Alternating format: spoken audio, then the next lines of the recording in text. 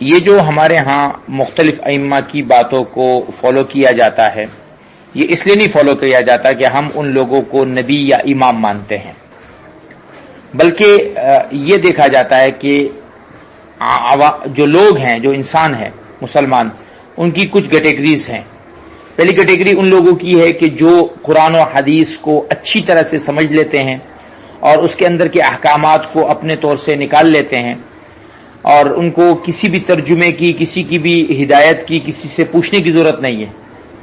ایسے لوگوں کو نہ کسی کی تقلید کی ضرورت ہے، نہ کسی سے پوچھنے کی ضرورت ہے۔ کسی نے امام ابو حنیفہ سے نہیں پوچھا کہ آپ کس کے مقلد ہیں، کسی نے امام بخاری سے نہیں پوچھا کہ آپ کس کے مقلد ہیں، وہ خود ہی اتنے بڑے آدمی تھے کہ ان کو کسی کی تقلید کی ضرورت نہیں تھی۔ سیکنڈ، وہ لوگ ہوتے ہیں کہ جنہیں ہر بات میں کسی نہ کسی سے پوچھنا پڑتا ہے، نماز میں پوچھیں گے، روزے میں پوچھیں گے، زکوٰۃ میں پوچھیں گے، حج میں پوچھیں گے۔ ایسے آدمی سے کہا جاتا ہے کہ بھائی 4 مختلف لوگوں سے پوچھنے کے بجائے ایک ہی آدمی سے پوچھو، کیونکہ 4 جگہ پوچھو گے تو زندگی بھر کنفیوژن رہے گی۔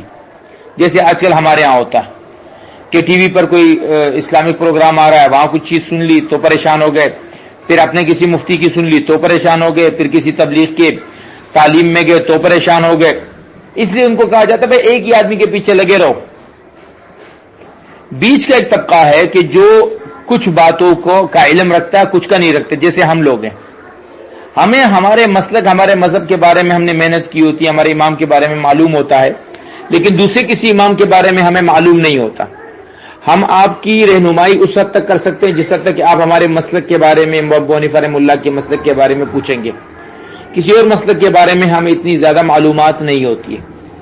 تو ہم لوگ جب ایک عمر کے ایک حصے میں پہنچتے ہیں، تجربے کے ایک حصے میں پہنچتے ہیں، تو بعض اوقات ہم اپنی ایک رائے کسی چیز کے بارے میں قائم کرنے کی پوزیشن میں آتے ہیں، لیکن وہ بھی اپنے مذہب اور مسلک کی حدود میں رہ کر۔